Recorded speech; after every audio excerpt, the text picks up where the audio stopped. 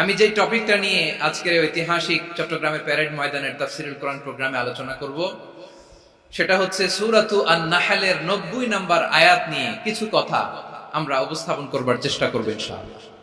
এই আয়াতটা অনেক কম্প্রিহেন্সিভ একটা আয়াত। সাইয়েদনা আব্দুল্লাহ ইবনে মাসউদ রাদিয়াল্লাহু তাআলা আনহু উনি বলেছেন, ইন্নাহা মিন আজমাই আয়াতিল কুরআন, এটা কোরআনের সবচেয়ে জামে মানে আয়াত।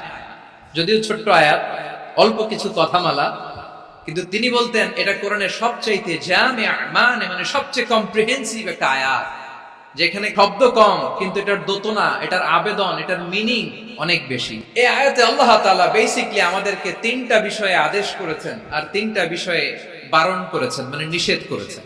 3 do's and 3 don'ts, do's and don'ts, তিনটা আদেশ, তিনটা নিষেধ। এই ছোট্ট একটা আয়াতে গোটা ইসলামী শরিয়ার the gist, the cream of the creams, গোটা ইসলামী শরিয়ার মূল নির্যাসকে আল্লাহ ঢুকিয়ে দিয়েছেন। তিনটা আদেশ আর তিনটা নিষেধ। আসুন আমরা সরাসরি কোরআন থেকে শুনি, সবাই পড়ুন। আউযু বিল্লাহি মিনাশ শাইতানির রাজীম।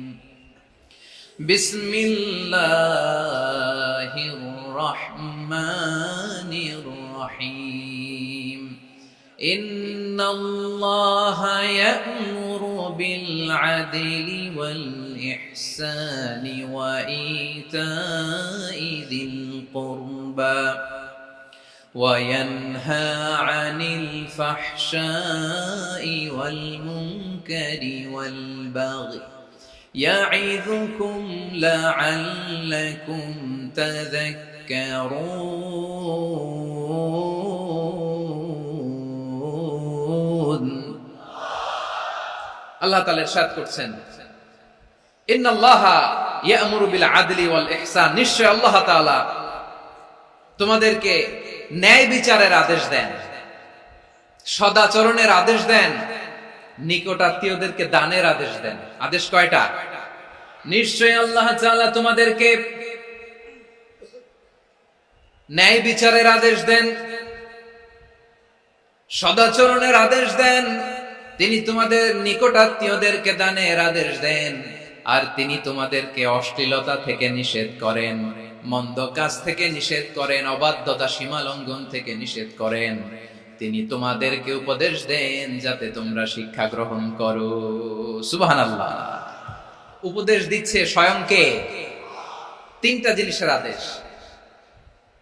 ইয়া'মুরু বিল আদল, সুবিচার, ন্যায় বিচারের আদেশ তিনি দেন। ইহসানের আদেশ দেন, যাতে আমরা ইহসান করি, একে অপরের প্রতি সুবিচার করি, মহানুভবতা দেখায়, অনুগ্রহ দেখায়, আর নিকট আত্মীয়দেরকে যেন আমরা দান করি। এই তিনটা আদেশ তিনি দিয়েছেন। আর কোন তিনটা জিনিস থেকে তিনি বারণ করেছেন? অশ্লীলতা, ফাহশা, মুনকার, মানে সব মন্দ আর অসৎ কাজ, এগুলো থেকে তিনি আমাদেরকে বারণ করেন। ওয়াল বাগি, অবাধ্যতা, সীমা লঙ্ঘন, এই তিনটা কাজ থেকে তিনি আমাদেরকে বারণ করেন। তিনি আমাদেরকে উপদেশ দেন, স্বয়ং আল্লাহ তাআলা আমাদেরকে উপদেশ দেন যাতে করে আমরা শিক্ষা গ্রহণ করি। সুবহানাল্লাহ। আল্লাহ তাআলা প্রথমে আমাদেরকে আদেশ দিয়েছেন আদালের। ইন্নাল্লাহা ইয়া'মুরু বিল আদল, আওয়াজ করে বলুন আল আদল। আমরা উর্দু জানি, হিন্দি জানি, অনেকে ইংরেজিও জানি, কিন্তু আরবি শব্দগুলো আমাদের মুখ দিয়ে বেরোতে চায় না। আওয়াজ করে বলুন আল আদল। মাশাআল্লাহ। ইন্নাল্লাহা ইয়া'মুরু বিল আদল, আল্লাহ তাআলা আমাদেরকে আদলের আদেশ দেন। আদল অনেকে না বুঝলেও আদালত শব্দটা বুঝবেন। আদালত, আদালত, আদালত বুঝেন না? যেখানে বিচার কার্যের ফয়সালা করা হয়, কোর্ট কাচারি, আদালত, এটা তো ভেরি কমন। এটা শুনছেন না সবাই? আদালত, যেখানে ন্যায় বিচার হবে, সুশাসন হবে। কিন্তু ভাগ্যের কি নির্মম পরিহাস, ওখান থেকে মিথ্যা সাক্ষী দিয়ে মনমতো রায় দিয়ে দেয়া হয়। এগুলোর পরিবর্তন হওয়ার দরকার আছে না নাই? প্রিয় ভাইয়েরা, আদালত, আল আদল, ইংরেজিতে বলে জাস্টিস, ন্যায় বিচার, সুবিচার, সুশাসন, জাস্টিস, আল আদল, সব জায়গায় এই জাস্টিস থাকা দরকার। Justice should be prevail in the society. The mission of all prophet was to uphold the justice. সব নবীর মিশন ছিল এই জাস্টিসকে, আদালকে, সুশাসন আর সুবিচারকে নিশ্চিত করা। পড়েন সুবহানাল্লাহ। And the core message of every divine scripture was to uphold justice. পৃথিবীর সব আসমানি কিতাবের মূল শিক্ষা ছিল এই জাস্টিসকে সমাজে এনশিওর করা, সুবিচার সুশাসনকে এনশিওর করা। তাহলে প্রিয় ভাইরা, আমরা বুঝতে পারলাম আল আদ শব্দের মানে হচ্ছে ইনসাফ বা সুবিচার বা ন্যায় বিচার। এটা হচ্ছে একটা general meaning, very general meaning. আপনি যদি ইন ডেপথ বুঝতে চান, আরো ভেতরে যান, তাহলে আদল মানে হচ্ছে সমন্বয়, আদল মানে হচ্ছে ভারসাম্য, ব্যালেন্স। আদল মানে হচ্ছে মধ্যম পন্থা। সুবহানাল্লাহ পড়ে। কারণ সব সময় সমান সমান হইলেই সুবিচার হয় না। কথা কি বুঝতেছেন? ইসলামের দ্য কনসেপ্ট অফ আদল, এটা এমন আদল, এটা সব সময় সমান সমান নয়। যখন সমান সমান দেয়া দরকার, ইসলাম সমান সমান দেয়। যখন ব্যালেন্স করা দরকার, চেক এন্ড ব্যালেন্স, সমন্বয়, ভারসাম্য করা দরকার, তখন ইসলাম ভারসাম্য করে দেয়। এটার নাম আদল। সুবহানাল্লাহ। সহজ করে আপনাদেরকে বুঝাই। যেমন ধরুন, একটা পরিবারের 3 জন সদস্য, স্বামী, স্ত্রী আর সন্তান।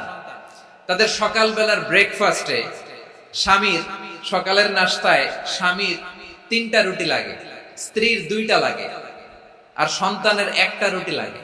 এখন আমি যদি সমান সমান করে আদল করতে চাই, সবাইকে যদি 3টা করে রুটি দেই, তাহলে স্বামী বেচারার জন্য ঠিক আছে? কি বলেন? কথা কি বুঝতেছেন না কষ্ট হয়ে যাচ্ছে? যদি সমান সমানের নিয়মে আগাই, তাহলে 3টা করে যদি রুটি দেই, স্বামীর জন্য ওকে, কিন্তু স্ত্রীর জন্য 1টা বেশি হয়ে যায়। আর সন্তানের জন্য কয়টা বেশি হয়? আচ্ছা, এই তো বুঝতেছেন, মাশাআল্লাহ। আচ্ছা, 2টা করে যদি সবাই দেই সমান সমান নীতিতে, তাহলে স্ত্রীর জন্য, স্ত্রী বেচারির জন্য ঠিক আছে, কিন্তু স্বামীর কয়টা কম পড়ে? আর সন্তানের বেশি হয়ে যায় কয়টা? আচ্ছা, সমান সমান নীতিতে সবাইকে যদি সকালের নাস্তার জন্য 1টা করে রুটি দেই, সন্তানের জন্য ঠিক আছে, কিন্তু স্ত্রী বেচারির কম পড়ে কয়টা? স্বামীর কম পড়ে কয়টা? 2টা। কথা কি বুঝতেছেন?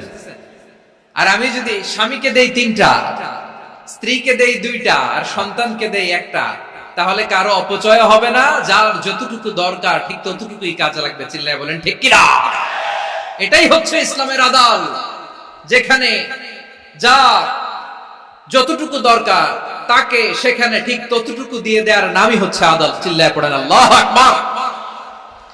রব্বুল আলামিন বলেন, ইউসিকুমুল্লাহু ফি আওলাদিকুম লিযযাকারি মিসলু হাযযিল উনসায়াইন। আল্লাহ তোমাদেরকে ওসিয়ত করেন, তোমাদেরকে আদেশ দেন, উত্তরাধিকার সম্পদ যখন বন্টন হবে, ছেলেরা যতটুকু পাবে, মেয়ে পাবে তার অর্ধেক। সুবহানাল্লাহ বলেন। দেখেন, ছেলে যতদূর, মেয়ে অর্ধেক। ছেলে ডবল পাবে। আপাত দৃষ্টিতে মনে হয় এখানে অবিচার হয়েছে, কিন্তু আসলে কি অবিচার হয়েছে? আপনি বিয়ের ক্ষেত্রে যান, ওইখানে আবার ছেলে মোহরানা দেয়, মেয়ে সেখানে মোহরানা পায়। তাহলে চেক এন্ড ব্যালেন্স, ভারসাম্য, ব্যালেন্স, মধ্যম পন্থা এখানে আছে না নাই? এটাই হচ্ছে ইসলামের আদল। আল্লাহ তাআলা এই আদলের আদেশ দিয়েছেন, সুবিচার, ন্যায় বিচার, সুশাসন এবং ভারসাম্যের আদেশ দিয়েছেন। প্রিয় ভাইরা, একটি শান্তিময় সমাজ, একটা সমৃদ্ধ সমাজ, একটা মানবিক সমাজ যদি আমরা পেতে চাই, এই আয়াতের মধ্যে যতগুলো পয়েন্ট আছে সবগুলোর বাস্তবায়ন লাগবে। এই আয়াতে আল্লাহ তাআলা একটা মানবিক সমাজের রূপরেখা টেনেছেন। তার প্রথম কথা হচ্ছে, ইন্নাল্লাহা ইয়ামুরু বিল আদল। আল্লাহ তাআলা তোমাদেরকে আদলের নির্দেশনা দেয়, সুবিচার, সুশাসনের নির্দেশনা দেয়। যে সমাজে আদল থাকে না, সেই সমাজে জুলুম মানুষের ঘাড়ে চেপে বসে। আদলের বিপরীত হচ্ছে জুলুম। আদলের বিপরীত কি? জুলুম বা জাওর, অত্যাচার, অবিচার, বৈষম্য। এই যে বৈষম্য বিরোধী ছাত্র আন্দোলন কমন পড়ছে? এই যে একজন সমন্বয়ক তো দেখা করলো আমার সাথে। জুলুম মানে হচ্ছে বৈষম্য। বৈষম্যের স্থান ইসলামে নাই, অবিচারের স্থান ইসলামে নাই, জুলুমের স্থান ইসলামে নাই। আল্লাহ তাআলা বলেন যে আমি জুলুমকে নিজের জন্য হারাম করেছি এবং তোমাদের জন্য হারাম করেছি। বিশ্বনবী ফরমান, আল্লাহ তাআলা বলেন হাদিসে কুদসিতে, ইয়া ইবাদি ইন্নী হারামতুয যুলমা আলা নাফসি ওয়া জাআলতুহু বাইনাকুম মুহাররামান ফালা তাযালামু। আমার গোলামেরা শোনো, নিশ্চয় আমি আল্লাহ তাআলা জুলুমকে আমি আমার উপরে হারাম করেছি, অনুরূপভাবে জুলুম করাকে তোমাদের উপরেও হারাম করেছি। ফলে ফালা তাযালামু, তোমরা একে অপরের সাথে জুলুম করো না। নির্দেশনাটা কার? খবরদার, জুলুমের সাথে আমাদের কোনো সম্পর্ক নাই। আল্লাহ তাআলা আদলের আদেশ দিয়েছেন, আদালতের আদেশ দিয়েছেন, সুশাসনের, ন্যায় বিচারের আদেশ দিয়েছেন। ইন্নাল্লাহা ইয়ামুরু বিল আদল, আমাদেরকে আদল প্রতিষ্ঠা করতে হবে। জুলুমের সাথে ইসলামের কোনো সম্পর্ক নাই। আল্লাহ তাআলা জালিমদের জন্য কঠিন শাস্তি প্রস্তুত করে রেখেছেন। এক্সট্রা জুডিশিয়াল কিলিং এর কোনো হিসাব নাই। বিচার বহির্ভূত হত্যা, এনফোর্স ডিসঅ্যাপিয়ারেন্স, গুম, যেটা সবচাইতে বড় মানবতা বিরোধী অপরাধ।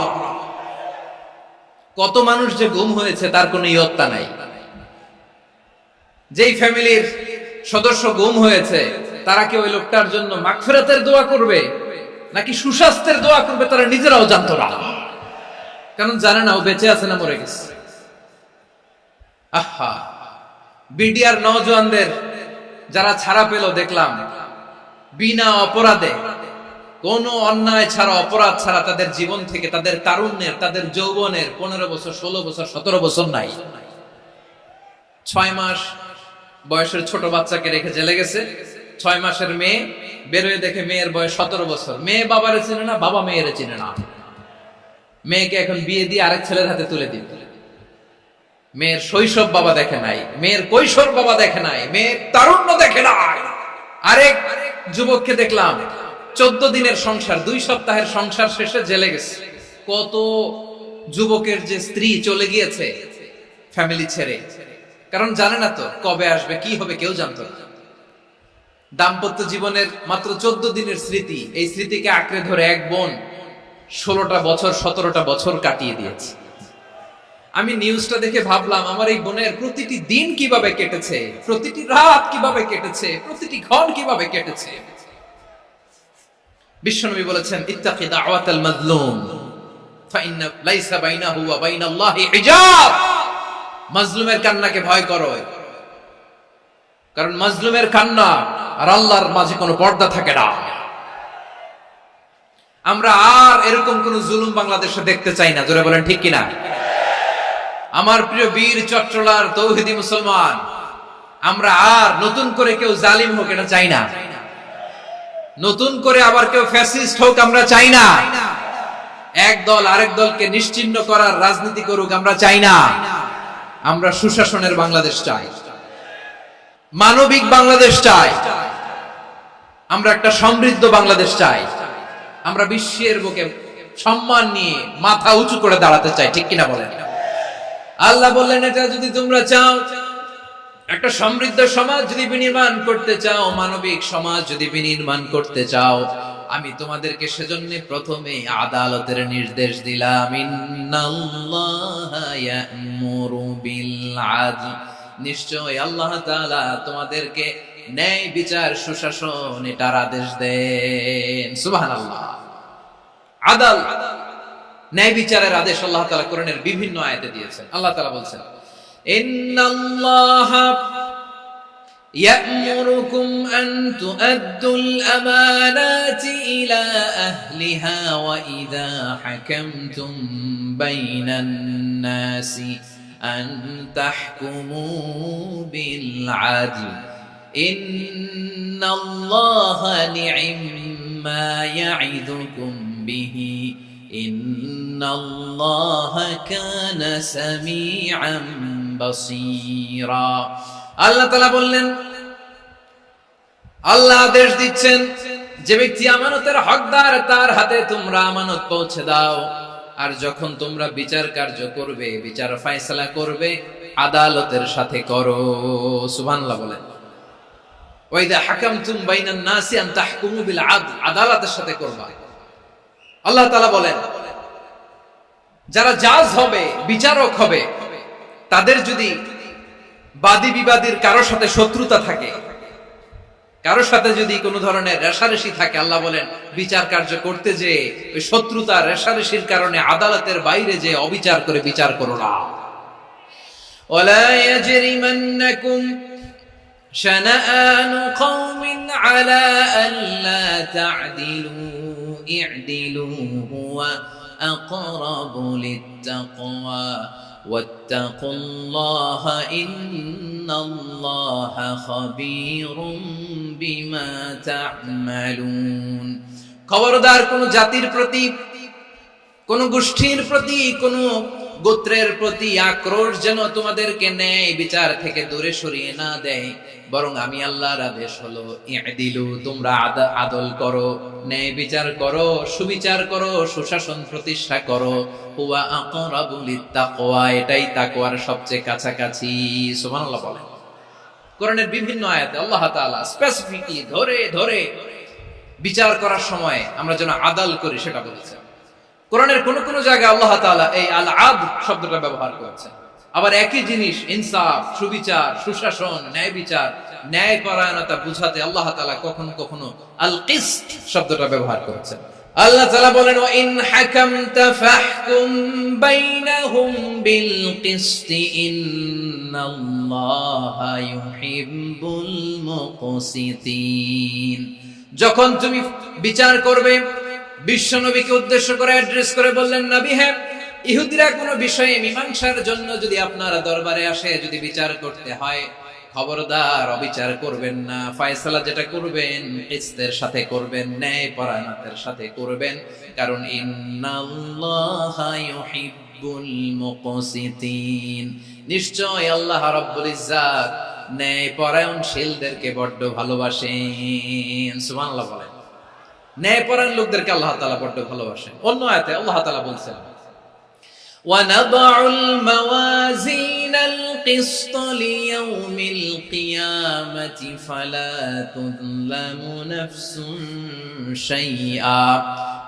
আমি কিয়ামতের দিন ন্যায় পরায়ণতার মানদণ্ড স্থাপন করব, যেটাকে আমরা মিজানের পাল্লা বলি। আল্লাহ বলেন, ন্যায় বিচারের মানদণ্ড কিয়ামতের ময়দানে আমি আল্লাহ স্থাপন করব। সেদিন কারো প্রতি বিন্দু পরিমাণ, এক চুল পরিমাণ বিচার করা হবে না, কোনো বিচার করা হবে না। সেদিন সুশাসন হবে, সুবিচার হবে, ন্যায় পরায়ণতার সাথে বিচার হবে। আওয়াজ করে পড়েন আল্লাহু আকবার। তাহলে প্রিয় ভাইরা, যে তিনটি বিষয়ে আল্লাহ তাআলা আমাদেরকে আদেশ দিয়েছেন, তার প্রথমটা হচ্ছে আদালত, ইনসাফ, সুবিচার, ন্যায় বিচার। এটা আমরা চাই কি চাই না? বিশ্বনবী ন্যায় বিচার, ন্যায় পরায়ণতা, সুশাসন প্রতিষ্ঠিত করেন কি করেন নাই? আপনারা বিশ্বনবীর সিরাত যারা পড়েছেন, আপনি দেখবেন বিশ্বনবীর সিরাতের পরতে পরতে, বাকে বাকে, সিরাতের বাকে বাকে এই আদালতের নমুনা মেলে। সুবহানাল্লাহ বলেন। ছোট্ট একটা নমুনা রাসূল সাল্লাল্লাহু আলাইহি ওয়াসাল্লামের আসিরা আল আতরা থেকে ছোট্ট একটা নমুনা আপনাদের খেদমতে এখানে উপস্থাপন করি। বিশ্বনবী সাল্লাল্লাহু আলাইহি ওয়াসাল্লাম মক্কা বিজয় করলেন ৮ম হিজরিতে। মক্কা বিজয় শেষে তিনি কয়েক সপ্তাহ মক্কাতে অবস্থান করলেন। ইন দ্য মিন টাইম মক্কার একটা ভেরি প্রেস্টিজিয়াস এন্ড ডিগনিফাইড ফ্যামিলির নারী চুরিতে ধরা পড়ল। কিসে ধরা পড়ল? আমাদের সমাজে আসেনি এটা?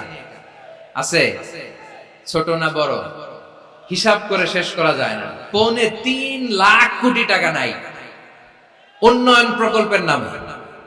৩.৫ লাখ কোটি টাকা লিখতে পারবেন আপনি? একটানা লিখতে পারবেন? বুঝতেছেন কত বড় সংখ্যা? হ্যাঁ, বনু মাখজুমিয়া গোত্রের এক নারী মক্কায় চুরিতে ধরা পড়ল। বলেন তো, চুরি করলে বিধান কি? কি কাটতে হবে? চুরির বিধান হলো হাত কেটে দাও। দাও সেটা গোপনে নয়, প্রকাশ্যে জনসম্মুখে হাত কেটে দাও। বনু মাখজুমিয়া গোত্রের নারী যখন চুরিতে ধরা পড়লো, সাহাবারা চিন্তায় পড়ে গেলেন। সবেমাত্র মক্কার লোকেরা কালিমা পড়ে মুসলমান হয়েছে, ইসলামের আইন কানুন তেমন জানে না, ইসলামী শরিয়ার সাথে বেশি পরিচিত নয়। এখন যদি বিশ্বনবী চুরির যেই বিধান এটা যদি কায়েম করে হাত যদি কেটে দেয়, না জানি মক্কার লোকেরা আবার বিগড়ে যায়, না জানি মক্কার লোকেরা আবার মুরতাদ হয়ে যায়, না জানি মক্কার লোকেরা ইসলাম থেকে দূরে সরে যায়। চলো চলো, সাহাবীরা মিলে পরামর্শ করলেন, চলো বিশ্বনবীর কাছে যে বলি, ও নবী, শুধু কেবলমাত্র একমাত্র এই নারীর জন্য চুরির হাত কাটার বিধানটা আপনি একটু থামিয়ে দেন। চুরির হাত কাটার যে বিধান এখানে একটু রহিত করে দেন, বাকিগুলা কইরেন মদিনাতে যে চলবে, কিন্তু মক্কায় এবারের জন্য মাফ করে দেন। কিন্তু কে বলবে? এই যে পরামর্শ, সাজেশন, এটা কে দিবে বিশ্বনবীর কাছে? সাহাবারা চিন্তায় পড়ে গেলেন। আল্লাহর নবীর সামনে দাঁড়িয়ে আল্লাহর দেয়া হুদুদ, আল্লাহর দেয়া বিধান থামিয়ে দেওয়া, মাফ করে দেওয়া, এই কথা বিশ্বনবীর সামনে বলার সাহস তো কেউ রাখে না। কেউ কেউ বলল বিশ্বনবীর পালক পুত্র যায়েদ বিন হারেসার সন্তান উসামারে বিশ্বনবী নাতির মতো আদর করে, বড্ড বেশি ভালোবাসে উসামারে। এজন্য সাহাবারা উসামাকে বলতো হিব্বু রাসূলিল্লাহ, বিশ্বনবীর ভালোবাসা। কি বলতো? সাহাবীরা বললেন বিশ্বনবীর ভালোবাসা হিব্বু রাসূলিল্লাহ, উসামারে পাঠাও। উসামারে বিশ্বনবীর নাতির মতো স্নেহ করে, মায়া করে ভালোবাসে। আমরা পারবো না, উসামা পারবে।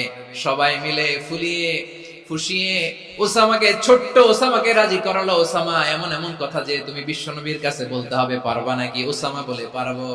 সাইয়েদনা ওসামা রাদিয়াল্লাহু তাআলা আনহু তরুণ সাহাবী বিশ্বনবীর কাছে গেলেন, যে বললেন নবী, বনু মাখজুমিয়া গোত্রের এক নারী চুরিতে ধরা পড়েছে, এবারের জন্য কি এই মহিলাটারে মাফ করে দিলে হয় না? এবারের জন্য একটু ক্ষমা করা যায় না নবী?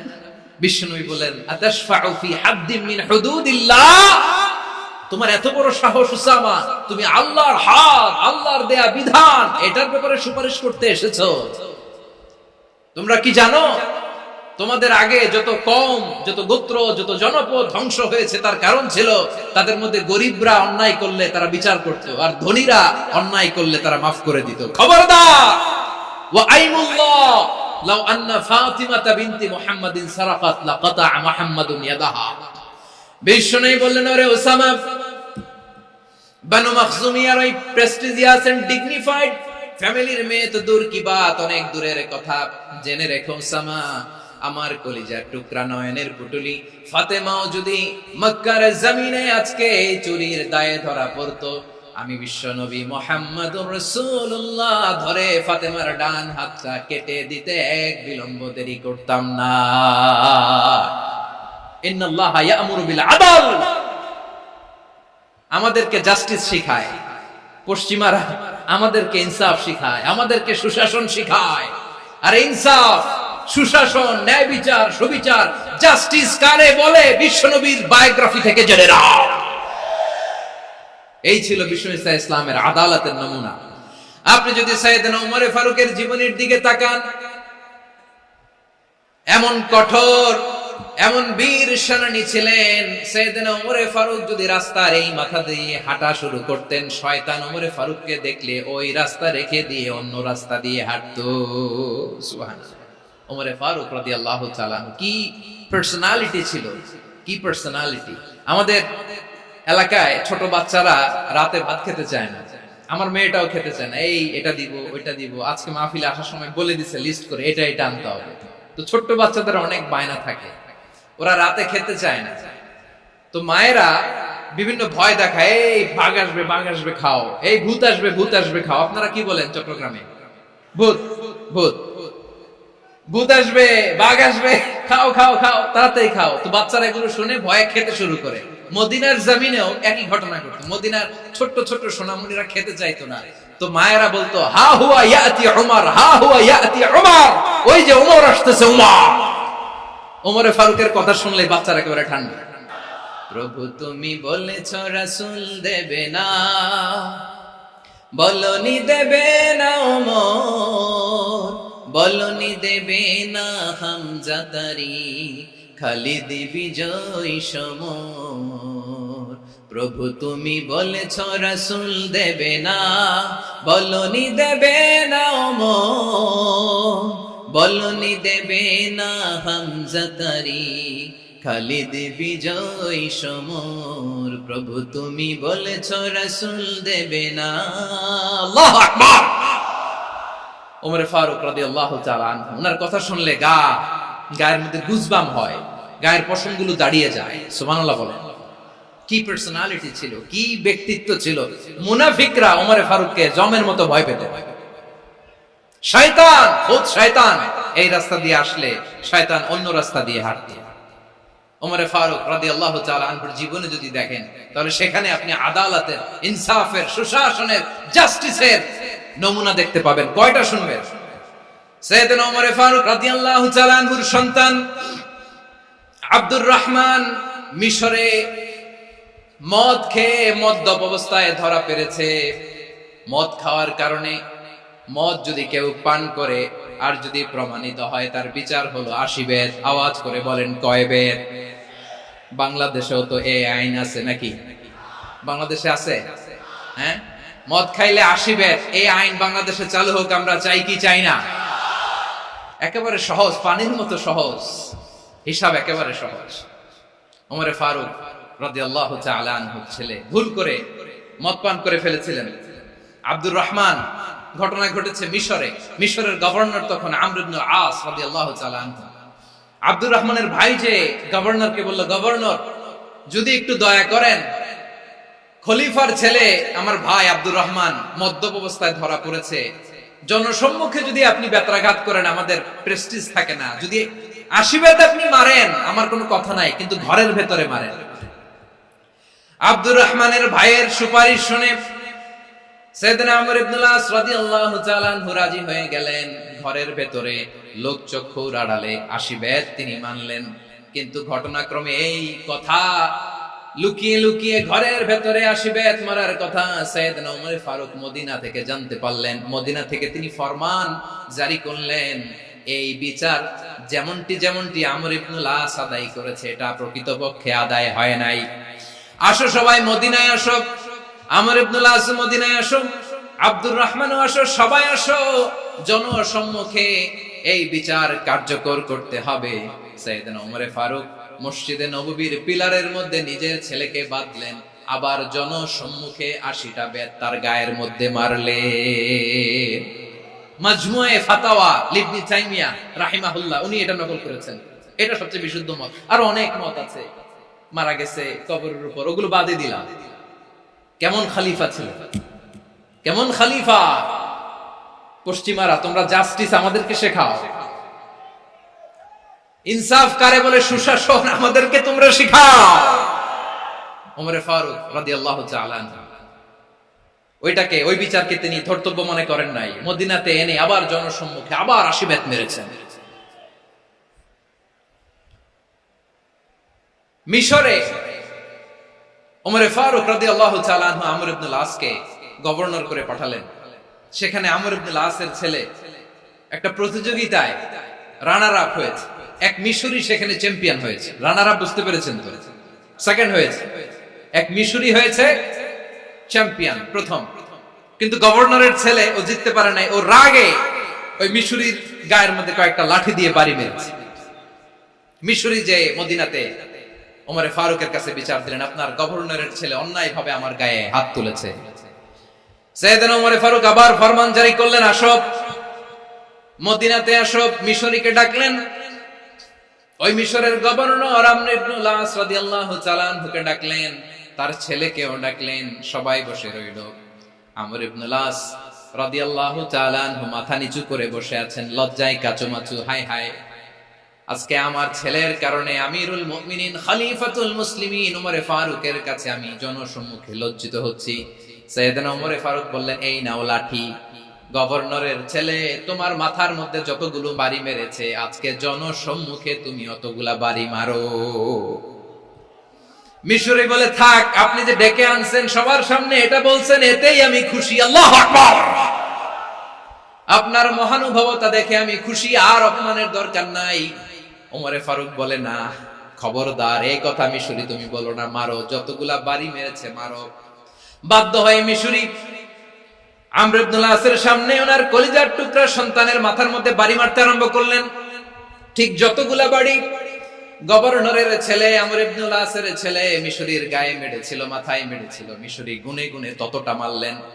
এই দৃশ্য দেখে ওমর ফারুক রেগে মেগে আগুন, রাগের চোটে রাগ সামলাতে না পেরে, আর নিজেকে সামলাতে না পেরে মিশরীরে বললেন, ছেলেরে মারা শেষ হয়ে গেলে এবার বাবার টাক মাথার মধ্যে কয়েকটা বাড়ি মার। রাগের চোটে, আউট অফ অ্যাঙ্গার, রাগের চোটে, যে আমার পাঠানো গভর্নর আমর ইবনে আস তার ছেলেকে কেন তারবিয়া, কেন শিক্ষা দিতে পারে না। ছেলেরে মারা হইলে এবার আমর ইবনে আসের মাথার মধ্যে দুইটা মারো। এটা রাগে বলেছে, এটা শাস্তি হিসেবে না। সুবহানাল্লাহ পড়ো। তোমরা আমাদেরকে সুশাসন শিখাও। বিশ্বনবী বলেন, আদালত এটা জানাতেন বিষয় না, এটা দিয়ে মানবিক সমাজ গড়তে হবে। আল্লাহ তাআলা কিয়ামতের কঠিন ময়দানে যেদিন স্বামী স্ত্রীকে চিনবে না, স্ত্রী স্বামীকে দেখে পালিয়ে যাবে, বন্ধু বন্ধুরে চিনবে না, পীর সাহেব মুরিদরে চিনবে না, মুরিদ পীর সাহেবরে চিনবে না, দলের কর্মী তার নেতারে চিনবে না, নেতা তার কর্মীরে চিনবে না, বন্ধু বন্ধুরে দেখে পালাবে। কঠিন মুহূর্তে সূর্যটা মাথার কাছে চলে আসবে, জমিনটা তামার জমিন হবে, আজকের জমিনের মতো নয়। মানুষ ঘর্মাক্ত, ক্লান্ত, শ্রান্ত মাথার মগজগুলো কানের ছিদ্র আর নাকের ছিদ্র দিয়ে বেয়ে বেয়ে পড়বে। বিশ্বনবী ফরমান, কিয়ামতের ওই কঠিন ময়দানে 7 শ্রেণীর ব্যক্তিকে রব্বুল আলামিন তার আরশের নিচে ছায়া দিবেন। তার মধ্যে প্রথম শ্রেণীর ব্যক্তি হলো ইমামুন আদিল, যে ইনসাফের সাথে বিচার করে, যে জাস্টিস সমাজে সার্ভ করে, যে সুশাসন নিশ্চিত করে, ওই ইমামুন আদিল। আদিল শব্দটা বুঝছেন না? ইন্নাল্লাহা ইয়া'মুরু বিল আদল, পাইছেন? আদিল। 7 শ্রেণীর ব্যক্তিকে আল্লাহ তাআলা সুশীতল আরশের নিচে ছায়া দিবেন, যেদিন তার দেয়া ছায়া ছাড়া কোনো ছায়া থাকবে না। এর প্রথম হচ্ছে ইমামুন আদিল, ন্যায়পরায়ণ শাসক। চিল্লায় বলেন সুবহানাল্লাহ। আবার বিশ্বনবী বললেন, ইন্নাল মুকসিতিনা ইনদাল্লাহি আলা মানাবিরা মিন নূর আন ইয়ামিনির রহমান। কিয়ামতের দিন যারা ন্যায় পরায়ণ হিসেবে আল্লাহর সামনে দাঁড়াবে, কিয়ামতের দিন রব্বুল আলামিন তার আরশের ডান দিকে ওই ন্যায় পরায়ণ লোকদের জন্য আরশের ডান দিকে একটা নূরের মিম্বারে তাদেরকে বসার সুযোগ করে দিবে। আল্লাহর আরশের ডান দিকে ন্যায় পরায়ণ লোকদের জন্য আল্লাহ তাআলা নূরের মিম্বার বানাবে। 4টে কেন কথা মনে করেছেন? আল আদাল, জাস্টিস, ইন্নাল্লাহা ইয়া'মুরু বিল আদল। আল্লাহ তাআলা এই আদালতের নির্দেশনা দেন, সুবিচার, সুশাসন। প্রিয় ভাইরা, এটা আমরা বাংলাদেশে চাই কি চাই না? এই যে অরাজকতা, এই যে অন্যায়, এই যে জুলুম, এই যে ইনকনসিস্টেন্সি, সমাজের অসঙ্গতি, এর প্রধান কারণ জাস্টিস নাই, সুবিচার নাই, সুশাসন নাই। শেষবারের মতো আওয়াজ করে বলেন তো, আমরা বাংলাদেশে আদল চাই কি চাই না? তাহলে প্রথম নির্দেশনা শেষ। আল্লাহ তাআলা তোমাদেরকে আদলের আদেশ দেন। এরপরে আল্লাহ বললেন, আমি তোমাদেরকে ইহসানের আদেশ দেই। ইন্নাল্লাহা ইয়া'মুরু বিল আদলি ওয়াল ইহসান। আমি তোমাদেরকে যেমনি আদলের নির্দেশনা দেই, তেমনি ভাবে তোমাদেরকে ইহসানের নির্দেশনা দেই। ইহসান, আওয়াজ করে সবাই বলেন তো ইহসান। ইহসান মানে কারো প্রতি সফট হার্টেড হওয়া, মহানুভব হওয়া, অনুগ্রহ পরায়ণ হওয়া, অনুগ্রহশীল হওয়া, একে অপরের প্রতি দয়াদ্র হওয়া। একে অপরের প্রতি দয়াদ্র, অনুগ্রহশীল হওয়া ছাড়া মানবিক সমাজ কশিনকালেও গঠন করা সম্ভব না। প্রিয় ভাইরা, সুন্দর আচরণ দিয়ে, ইহসান দিয়ে যা জয় করা যায়, নরম আচরণ দিয়ে যেটা অর্জন করা যায়, কঠোরতা দিয়ে সেটা পারা যায় না। বিষ্ণু ঈসা ইসলাম ইহসান দিয়ে, কোমল আচরণ দিয়ে, তার অনুগ্রহ দিয়ে তিনি অনেক কাফিরের হৃদয়কে জয় করে ফেলেছেন। সাইয়েদনা সুমামা ইবনে উসাল রাদিয়াল্লাহু তাআলা আনহুর কথা মনে পড়ে যায়। তিনি ছিলেন ইয়ামামার বাদশা। মদিনাতে বিশ্বনবীকে হত্যা করার নিয়তে এসেছিলেন। গোপনে গোপনে বিশ্বনবীকে হত্যা করে আবার ইয়ামামাতে তিনি ফিরে যাবেন। কিন্তু কি অবাক করা কাণ্ড, হত্যা করতে পারে নাই, সাহাবাদের হাতে তিনি ধরা পড়ে গেলেন। সাইয়েদনা সুমামা ইবনে উসাল রাদিয়াল্লাহু তাআলা আনহু হত্যার নিয়তে আসলেন, কিন্তু হত্যা করতে পারলেন না। সাহাবারা ওনাকে ধরে ফেললেন, ধরে মসজিদে নববীর পিলারের মধ্যে বেঁধে রাখলেন। সুমামা ইবনে উসাল, সিরাত থেকে শুনে, সিরাত থেকে শোনাচ্ছি, রাদিয়াল্লাহু তাআলা আনহু ইয়ামামার অধিপতি ছিলেন। বিশ্বনবীকে হত্যার জন্য আসছেন, ধরা পড়ে গেছেন, এখন মসজিদে নববীতে বেঁধে রাখছেন। তার মানে বন্দী। এখন স্ট্যাটাস কি? বন্দী, ক্যাপ্টিভ। বিষ্ণু ঈসা ইসলাম সাহাবাদেরকে বললেন, তার খোঁজ খবর নিও, সুমামা ইবনে উসালের খোঁজ খবর নিও। সাহাবারা বলেন, ইয়া রাসূলুল্লাহ, আপনাকে হত্যা করতে এসেছে, তার তো কঠিন ক্যাপিটাল পানিশমেন্ট হওয়া দরকার, কঠিন শাস্তি হওয়া দরকার। বিশ্বনবী বললেন, না, আমি যেটা জানি তোমরা সেটা জানো না, তোমরা সুমামার সাথে ভালো আচরণ করো। বিশ্বনবী সুমামার কাছে গেলেন। প্রথম দিন যে তিনি কালেমার দাওয়াত দিলেন, ইমানের দাওয়াত দিলেন, ইসলামের দাওয়াত দিলেন, রিসালাতের দাওয়াত দিলেন, আখিরাতের দাওয়াত দিলেন। পরের দিন যে বিশ্বনবী সালাতের দাওয়াত দিলেন, যাকাতের দাওয়াত দিলেন, ইসলাম কি, কিভাবে, কেমন করে পালন করতে হয় চমৎকার আর্টিকুলেট করতে শুরু করলেন। তন্ময় হয়ে সুমামা ইবনে উসাল রাদিয়াল্লাহু তাআলা আনহু বিশ্বনবীর কথাগুলো শুনতে আরম্ভ করলো। একদিন নয়, 2 দিন নয়, টানা 3 দিন বিশ্বনবী সুমামার কাছে ইসলামকে প্রেজেন্ট করেছেন, উপস্থাপন করেছেন। আওয়াজ করে বলেন, কয় দিন? 3 দিন। 3 দিন মসজিদে নববীতে বাধা। আর সাহাবীদেরকে বললেন, তার খোঁজ খবর নিও, তোমরা যে রুটি বানাও এর মধ্যে সবচেয়ে ভালো আটার রুটিটা তারে দিও, সবচেয়ে রিফাইন্ড খেজুর, যেটা পিওর খেজুর, এটা তারে দিও। আর বিশ্বনবী নিজের উট থেকে দুধ দহন করে ওনার বাড়ির এক কর্মচারীকে বলেছেন, দুধ দহন করে সুমামার জন্য নিয়ে যাবে। সুবহানাল্লাহ পড়বেন না? সবাই তো অবাক, ইয়ামামা থেকে আসছে নবীকে হত্যা করতে, বিশ্বনবী দেখে তারে জামাই আদর করে। একদিন নয়, 2 দিন নয়, টানা 3 দিন বিশ্বনবী এভাবে সুমামার কাছে যে ইসলামকে প্রেজেন্ট করতে আরম্ভ করলেন, ইসলামকে উপস্থাপন করতে শুরু করলেন। আর তাকে চমৎকার এন্টারটেইনমেন্ট, আপ্যায়ন দিতে আরম্ভ করলেন। টানা 3 দিন যখন ইসলামের দ্য বিউটিজ অফ ইসলাম, ইসলামের সুমহান বাণী, সৌন্দর্য তার কাছে উপস্থাপন শেষ, তাকে আপ্যায়ন শেষ, বিশ্বনবী বললেন সাহাবাদেরকে, যাও এবার সুমামার হাতের পায়ের রশি দুটো খুলে দাও। সাহাবারা তর্ক জুড়ে দিলেন, লা ইয়া রাসূলুল্লাহ, এমনটা করবেন না, তো ভয়ঙ্কর ভয়ঙ্কর খুনি, কি জানি কি হয়ে যায়। বিশ্বনবী বললেন, না, তার হাতে পায়ের রশিগুলো খুলে দাও। সাহাবারা বিশ্বনবীর কথা মতো তার হাতে পায়ের রশিগুলো খুলে দিল। সুমামা মুহূর্তের মধ্যে মসজিদে নববী থেকে বের হয়, ইয়ামামায় ফিরে না যে মসজিদে নববীর পাশে একটা খেজুর বাগান ছিল, সেখানে চলে গেলেন। সেখানে একটা ছোট্ট কুয়া ছিল, কুয়ার পানি দিয়ে তিনি গোসল করলেন। সুবহানাল্লাহ পড়েন। কুয়ার পানি দিয়ে গোসল করে মসজিদে নববীর সামনে এসে বিশ্বনবী এবং সাহাবাদের সামনে দাঁড়িয়ে সাব্বাবা উঁচু করে বললেন, আশহাদু আল্লা ইলাহা ইল্লাল্লাহ ওয়া আশহাদু আন্না মুহাম্মাদান আবদুহু ওয়া রাসূলুহু। আমি সাক্ষ্য দিচ্ছি আল্লাহ ছাড়া কোনো ইলাহ নাই, আর মুহাম্মদ আল্লাহ তাআলার প্রেরিত বান্দা এবং রাসূল। প্রিয় ভাইয়েরা, ইহসান দিয়ে যা জয় করা যায়, কঠোরতা দিয়ে সেটা কঠিনকালেও জয় করা যায় না। আওয়াজ করে বলেন ঠিক কি না? এবার সুমামা দাঁড়িয়ে বলে, ওগো নবী, আমি তো কালিমা পড়ে মুসলমান হয়ে গেলাম, এবার শোনেন, এই মুহূর্তের আগে আপনার চেহারার চাইতে নিকৃষ্ট কোনো চেহারা আমার কাছে ছিল না, কিন্তু শাহাদা পাঠ করার পরে আপনার চেহারার চাইতে উত্তম শ্রেষ্ঠ কোনো চেহারা আমার কাছে আর নাই। ও নবী, আজকের দিনের আগে ইসলাম ধর্মের চেয়ে নিকৃষ্ট অপছন্দনীয় কোনো ধর্ম আমার কাছে ছিল না, কিন্তু এই মুহূর্ত থেকে ইসলামের চেয়ে সেরা শ্রেষ্ঠ পছন্দনীয় কোনো ধর্ম আমার কাছে নাই।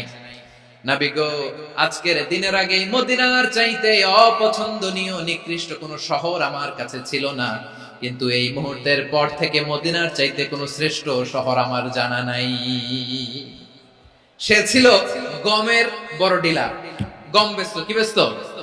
তার গম কিনে মক্কার লোকেরা রুটি খাইতো। সে ঘোষণা দিল, আজকে থেকে মক্কাবাসীদের জন্য সব গম আমি হারাম করে দিলাম, মক্কাবাসী এখন না খেয়ে মরে। সুবহানাল্লাহ পড়বেন না? মক্কাবাসী বিশ্বনবীর কাছে আসলেন, এসে বললেন, মুহাম্মদ, আমরা তো তোমার ভাই, তোমার চাচা, তোমার ভাতিজা, তোমার আত্মীয়, তুমি সুমামারে বলো সে যেন আবার গমের সাপ্লাই মক্কার জন্য অনুমতি দিয়ে দেয়। বিশ্বনবীর অনুমতি ক্রমে সুমামা আবার মক্কাতে গম পাঠাতে শুরু করলো। পড়েন সুবহানাল্লাহ। ইহসান, ইহসান দিয়ে আপনি যেটা জয় করতে পারবেন, you can win the heart of your enemies. ইহসান দিয়ে আপনি আপনার শত্রুর হৃদয়কে জয় করতে পারবেন। এজন্য আল্লাহ বললেন, ওয়া আনফিকু ফি সাবিলিল্লাহি ওয়া লা তুলকু বিআইদিকুম ইলাত তাহলুকা ওয়া আহসিনু ইন্নাল্লাহা ইউহিব্বুল মুহসিনিন। তোমরা আল্লাহর রাস্তায় দান করবে আর নিজেরা নিজেদেরকে ধ্বংসের হাতে ঠেলে দিও না। তোমরা একে অপরের প্রতি ইহসান করবে, কারণ ইহসানকারীদেরকে আল্লাহ বড় ভালোবাসে। সুবহানাল্লাহ পড়েন। আবার সূরা রহমান আল্লাহ বললেন, হাল জাযাউল ইহসানি ইল্লাল ইহসান ফাবিআইয়ি আলা, সবাই পড়েন, ফাবিআইয়ি আলাই রাব্বিকুমা তুকাযযিবান।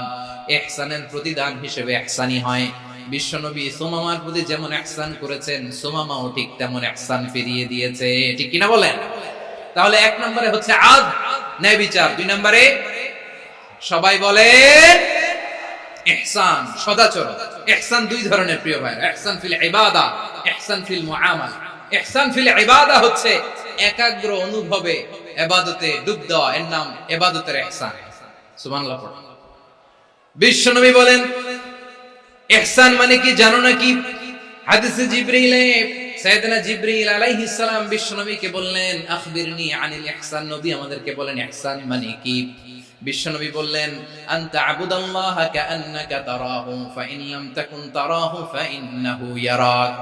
ইহসান মানে হলো এমন ভাবে তুমি আল্লাহর সামনে নিজেকে উজাড় করে ইবাদত করবে, তুমি ভাববে তুমি আল্লাহকে দেখতে পাচ্ছ। আর এটা যদি ভাবা তোমার জন্য কঠিন হয়ে যায়, অন্তত এতটুকু তুমি ভাববা যে আল্লাহ তোমাকে দেখতে পাচ্ছেন। ঠিক কিনা বলেন? ও আমার বীর চট্টলার ভাইয়েরা, কেউ যেটা দেখে না সেটা দেখে কে? এই বিশ্বাস হৃদয়ের মধ্যে আছে? নামাজে যখন দাঁড়ান এই ফিলিংসটা আনা যাবে? এসা পর্যন্ত যে আমরা হায়াত পাবো কোনো গ্যারান্টি আছে? সবাই আওয়াজ করে বলেন গ্যারান্টি আছে? গ্যারান্টি নাই। এজন্য বিষ্ণু ইসলাম বলেছে এমন ভাবে নামাজে দাঁড়াও, ইবাদত করো, মনে করো হতে পারে এটাই আমার জীবনের শেষ নামাজ। পারফর্ম দ্য সালাহ as if this is your last and final prayer. এমন ভাবে সালাতে দাঁড়াও, ভাবো হতে পারে এটাই তোমার জীবনের শেষ নামাজ। এমন ভাবে নামাজে দাঁড়াও, ভাবো এটাই শেষ নামাজ। তাহলে নামাজে একাগ্রতা বাড়ায় দিবে কে? ফলে ইবাদতের ইহসান আমাদের অর্জিত হবে।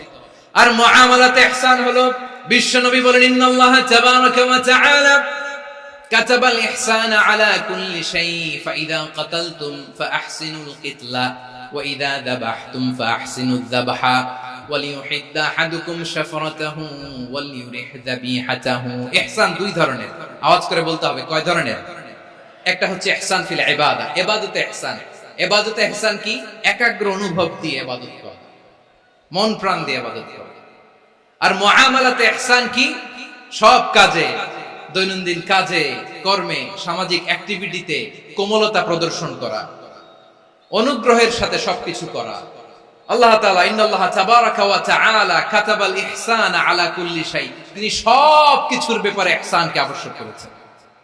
সবকিছু, মুমিনের সব কাজে ইহসানের পরশ থাকবে। ওয়া ইযা কাতালতুম ফাহসিনুল কিতলা, বিষ্ণুই বলেন তুমি যখন কাউকে হত্যা করো ইহসানের সাথে করো। সুবহানাল্লাহ পড়বেন না? যখন হত্যা করো তখনও ইহসানের সাথে। আচ্ছা হত্যা করবো আবার ইহসান আসবে করতে, করে তো মেরেই ফেলবো আমি। আল্লাহ, ও ভাই একজন খুন করেছে, খুনি, রাষ্ট্রীয় আইনে তার শাস্তি হয়েছে ডেথ পেনাল্টি, মৃত্যুদণ্ড। এখন মৃত্যুদণ্ড দেখে আপনি যেমনি মন চায় তেমনি মারবেন লোকটারে? ওর নাক কেটে ফেলতে পারবেন? ওর কান কাটতে পারবেন? ওর চোখ উপড়ে ফেলতে পারবেন আপনি? যেমন মন চায় তার অঙ্গহানি করা যাবে না। ইহসানের সাথে তাকে হত্যা করা। সুবহানাল্লাহ, this is Islam, this is the true essence of Islam. ওয়া ইযা যাবাহতুম ফাহসিনু যাবহা, যখন জবাই করবে তখনও ইহসানের সাথে জবাই করবে। করব জবাই, ওইখানেও নাকি ইহসান। আচ্ছা কুরবানির দিন আমরা পশুগুলোরে কি করি বলেন সবাই আওয়াজ করে? জবাই। জবাই মানে তো এটারে মেরেই ফেলতেছি, একটু পরে তো টুকরো টুকরো করে গোশতগুলো খাবো, এটা তো খাবো, এটা তো মেরেই ফেলবো। বিষ্ণু বলে না, জবাইয়ের মধ্যেও মুমিনের জবাইয়ের ভেতরেও ইহসানের পরশ থাকা চাই। যখন জবাই করবে প্রাণীটাকে হাত পা টাইট করে বেঁধে নাও, ছুরিটাকে শার্পেন করে নাও, ধারালো করে নাও, যাতে অল্প সময়ে জবাইটা হয়ে যায়, প্রাণীটা যাতে কম কষ্ট পায়। সুবহানাল্লাহ পড়ে। দিস ইজ কল্ড ইহসান। আল্লাহ তাআলা যেমনি আদলের আদেশ করেছেন, ন্যায় বিচার, জাস্টিস এনশিওর করতে বলেছেন, সমাজে ইহসানের ব্যবহার, ইহসানের অনুশীলন তিনি করতে বলেছেন। এজন্য মুমিনের প্রতিটি কাজে, আমার চট্টগ্রামের ভাইরা আমার দিকে তাকান, খেয়াল করে শুনুন, মুমিন জীবনের প্রতিটি কাজে ইহসানের পরশ থাকা চাই। আমরা যেন আমাদের পরিবারের প্রতি ইহসান করি, আমরা যেন আমাদের কর্মচারীদের প্রতি ইহসান করি, আমরা যেন আমাদের কলিগদের প্রতি ইহসান করি, আমরা যেন আমাদের ভাইদের প্রতি ইহসান করি। মুমিন জীবনের প্রতি কাজে ইহসানের পরশ থাকার দরকার আছে না নাই? কথা বুঝতে পেরেছেন? তাহলে আল্লাহ তাআলার 3টা আদেশ ছিল, কয়টা গেল? প্রথমে কি ছিল? আদল। 2 নম্বরে, 3 নম্বরে রব্বুল আলামিন বললেন ওয়া ইতাইদিল কুরবা, নিকটাত্মীয়দেরকে দান করো, নিকট আত্মীয়দেরকে দাও, যারা তোমাদের ব্লাড কানেকশনের আত্মীয় তাদেরকে তোমরা দাও। এখানে জেনারেলি বললেন দাও, কি দিব সেটা তিনি এখানে বলেন নাই, সেটা তিনি সূরাতুল ইসরার মধ্যে বলেছেন। আল্লাহ বলেন ওয়া আতিদাল কুরবা হাক্কা, নিকট আত্মীয়দেরকে তাদের অধিকার, তাদের প্রাপ্য তোমরা বুঝিয়ে দাও।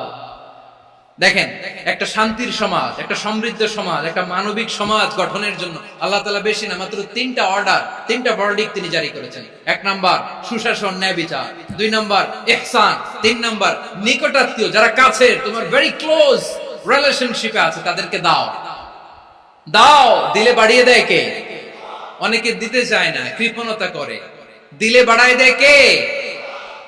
ও মিয়া, মদিনার মধ্যে সবচাইতে গরিব সাহাবী ছিল বেলাল রাদিয়াল্লাহু তাআলা আনহু। ওনার এন্টায়ার অ্যাসেট, সম্পদের পরিমাণ কতদূর জানেন? একটা লুঙ্গি। বেলাল রাদিয়াল্লাহু তাআলা আনহু, ওনার টোটাল ওয়েলথের এস্টিমেশন হচ্ছে মাত্র একটা লুঙ্গি। একটা লুঙ্গি, টোটাল ওয়েলথ এস্টিমেশন, টোটাল সম্পদের পরিমাণ বেলাল রাদিয়াল্লাহু তাআলা আনহুর কি ছিল? ওই বেলাল রাদিয়াল্লাহু তাআলা আনহুকে বিষ্ণু ইসলাম বলেছেন, আনফিক ইয়া বেলাল, ও বেলাল তুমিও দাও। ওয়ালা তাখশা মিন যিল আরশি ইখলালা, আরশের অধিপতির তো কোনো ঘাটতি নাই, তুমি দিলে ওই আল্লাহ তোমারে বাড়ায় দিবে। এজন্য আমার প্রিয় ভাইয়েরা, দিলে কমে না, দিলে বাড়ে। অনেকে ধরে রাখে, নতুন কিছু নিতে পারে না, হাত দিয়ে যেটা ধরে রেখেছেন এটা দিয়ে দেন, বড় একটা ধরার সুযোগ পাবেন। জোরে বলেন ঠিক কিনা? রব্বুল আলামিন বললেন ৩ নাম্বার আদেশ হলো তোমাদের প্রতি সমাজটারে কেমন করে মানবিক সমাজ, সুন্দর সমাজ গড়বা। ৩ নাম্বার আদেশ হলো ওয়া আতিদাল কুরবা হাক্কা, নিকটাত্মীয়দেরকে তাদের প্রাপ্য বুঝিয়ে দাও। এই নিকটাত্মীয়দেরকে তাদের অধিকার বুঝিয়ে দেওয়া, প্রাপ্য বুঝিয়ে দেওয়াতে আমাদের গাফলতি আছে না নাই? অনেকে দেখবেন অনেক আল্লাহওয়ালা, তাহাজ্জুদ গুজার, সেজদা দিতে দিতে কপালে কালো দাগ ফেলে দিছে, সে তার বোনের হকটা আদায় করে নাই, আছে না নাই? অনেক বড় হাজী সাহেব, বিশাল লম্বা দাড়ি, ছেলেরে সব দিয়ে দিছে, মেয়েরে কিছু দেয় নাই, মেয়ের হক আদায় করে নাই, আছে না নাই? এই হাজী সাহেবেরা, এই আল্লাহওয়ালারা কিয়ামতের ময়দানে আটকে যাবে। আপনি অন্যের অধিকার নষ্ট করেছেন, তাদের রাইটস কে ভায়োলেট করেছেন। এজন্য আল্লাহ তাআলা বলেন, কারো অধিকার যদি কেউ নষ্ট করে, ওই সমাজটা মানবিক সমাজ কঠিনকালেও হতে পারে না। এজন্য ৩ নম্বর আল্লাহ বললেন ওয়া ইতাইদিল কুরবা, নিকটাত্মীয়দেরকে দাও। কি দিবা? তাদের অধিকার দিয়ে দাও। বোনের অধিকার বুঝিয়ে দাও, মেয়ের অধিকার বুঝিয়ে দাও, ফুফুর অধিকার বুঝিয়ে দাও। দেখবেন অনেক মায়েরা ছেলের পাতে মুরগির রান দেয়, মেয়ের পাতে দেয় মুরগির ঠ্যাং। তো মেয়ের কি মুরগির রান খেতে মনে চায় না? মনে চায় না? এমনটা করা যাবে না। নিকটাত্মীয়দেরকে অধিকার দিয়ে দাও, নিকটাত্মীয়ের সাথে সুসম্পর্ক রাখো। আদেশটা কার? এজন্য প্রিয় ভাইয়েরা, জীবনে যদি বারাকা অর্জন করতে চান, নিকটাত্মীয়দের সাথে সুসম্পর্ক রাখতে হবে, তাদের জন্য উপহার পাঠাতে হবে। বিশ্বনবী বলেন লা ইয়াদখুলুল জান্নাতা কাতে, যে ব্যক্তি আত্মীয়তার সম্পর্ককে ছিন্ন করে দেয়, সে কঠিন কালেও আল্লাহর জান্নাতে ঢুকবে না। আপনি কি এটারে সহজ হাদিস মনে করছেন? এটা সহজ কথা। আপনি ভাবছেন আপনার নামাজ আপনারে বাঁচাতে পারবে, আপনার রোজা বাঁচাতে পারবে, আপনার তাহাজ্জুদ আপনারে বাঁচাতে পারবে? অধিকার নষ্ট করলে কিছুই আপনারে বাঁচাতে পারবে না। এজন্য নিকট আত্মীয়দেরকে দিতে হবে বেশি বেশি। বিশ্বনবী বলেন ইন্নাস সাদাকাতা আলাল মিসকিনি সাদাকা ওয়া আলা যির রাহিমি ইসনাতান সাদাকাতুন ওয়া সিলা। মিসকিনরে দান করলে শুধু দানের সওয়াব হয়, নিকট আত্মীয়কে দান করলে দুইটার সওয়াব হয়, সাদাকার সওয়াব হয়, আবার আত্মীয়তার বন্ধন অটুট রাখার সওয়াব হয়ে যায়। আবার বিশ্বনবী বললেন মান সাররাহু আইয়ুবসাতা লাহু ফি রিজকিহি ওয়া ইন সাআলাহু ফি আসারিহি ফালইয়াসিল রাহিমা, যে ব্যক্তি তার রিজিকের প্রশস্ততা চায় আর হায়াতে বরকত চায়, সে যেন তার আত্মীয়ের সাথে সুসম্পর্ক রাখে। আমার প্রিয় চট্টলার ভাইয়েরা, আমাদের রিজিক বাড়ুক, এটা আমরা চাই কি চাই না? সবাই চান? হ্যাঁ, আমাদের রিজিকে প্রশস্ততা আসুক, চাই কি চাই না? আমাদের হায়াতে বরকত আসুক, আমরা চাই কি চাই না? এই দুইটা যদি চান তাহলে নিকটাত্মীয়দের সাথে সুসম্পর্ক রাখবেন, পারবেন? তাহলে সমাজটারে মানবিক সমাজ বানায় দিবে কে? তিনটা আদেশ চলে গেল। 1 নম্বরে কি ছিল? 2 নম্বরে, 3 নম্বরে নিকটাত্মীয়দেরকে দান। আল্লাহ তাআলা তিনটা জিনিসের যেমনি আদেশ করেছেন, অনুরূপ ভাবে তিনটা বিষয় তিনি বারণ করেছেন, নিষেধ করেছেন, ওগুলোর কাছেও যাওয়া যাবে। রাব্বুল আলামিন বলেন, ওয়ায়ানহা আনিল ফাহশাই ওয়াল মুনকারি ওয়াল বাগি। আমি যেমনি তিনটি বিষয়ে আদেশ করলাম, অনুরূপ ভাবে তিনটি বিষয়ে বারণ করলাম, নিষেধ করলাম। আমার 1 নাম্বার নিষেধাজ্ঞা হলো অশ্লীলতার প্রতি। ফাহশা, ওয়ায়ানহা আনিল ফাহশা, আল্লাহ তাআলা অশ্লীলতাকে নিষেধ করেছেন। কোন জিনিসকে? সবাই বলুন, কোন জিনিসকে? যত ধরনের, যত টাইপের, যত ক্যাটাগরি অশ্লীলতা হতে পারে সব অশ্লীলতাকে হারাম করেছেন কে? ফাহশা মানে কি? কথায়, কাজে, আচরণে, কমেন্ট, ফেসবুকের কমেন্টসে যত ধরনের নোংরামো আছে, যত ধরনের অশ্লীলতা আছে, এটাকে আরবিতে বলে ফাহশা। রাব্বুল আলামিন বলেন, কুল ইন্নামা حرم ربي الفواحش ما ظهر منها وما بطن। ও নবী, আপনি বলে দেন, আমার রব প্রকাশ্য, অপ্রকাশ্য, স্পষ্ট কিংবা অস্পষ্ট, দৃশ্যমান কিংবা অদৃশ্যমান সব অশ্লীলতাকে হারাম করেছেন। সব ধরনের অশ্লীলতা হারাম। আল্লাহ তাআলা আমাদেরকে অশ্লীলতা থেকে বাঁচান। এবার বলেন, আমাদের সমাজে অশ্লীলতা আছে না নাই? অশ্লীলতা নানা ভাবে, নানা নামে, নানা মোড়কে আমাদের সমাজে আছে না নাই? সংস্কৃতির নামে, ফ্যাশনের নামে, বিনোদনের নামে, উপন্যাসের নামে, কনসার্টের নামে অশ্লীলতা আছে না নাই? আপনি দেখেছেন কনসার্টগুলোর অবস্থা? আমাদের তরুণ তরুণীরা, আমাদের যুবক যুবতীরা, আমাদের জেনজিরা, কি অবস্থা ওইখানে? কনসার্টের নামে অশ্লীলতা আছে না নাই? ছেলে মেয়ে একে অপরকে জড়ায় ধরতেছে, একে অপরকে চুমু খাচ্ছে, প্রকাশ্যে, দিবালোকে, গণমানুষের সামনে। আল্লাহ তাআলা এই অশ্লীলতা থেকে আমাদেরকে বেঁচে থাকতে বলেছেন। রূপালী জগতের নামে অশ্লীলতা আছে না নাই? এই টার্মটা আপনারা জানেন না? রূপালী জগৎ কি জগৎ? আসলে কি রূপালী জগৎ না অন্ধকার জগৎ? আমার বোনেরা, আপনাদেরকে যে কি বলে তারা বুঝায়, রূপালী জগৎ শুনেই আপনি ভরকে যাবেন না।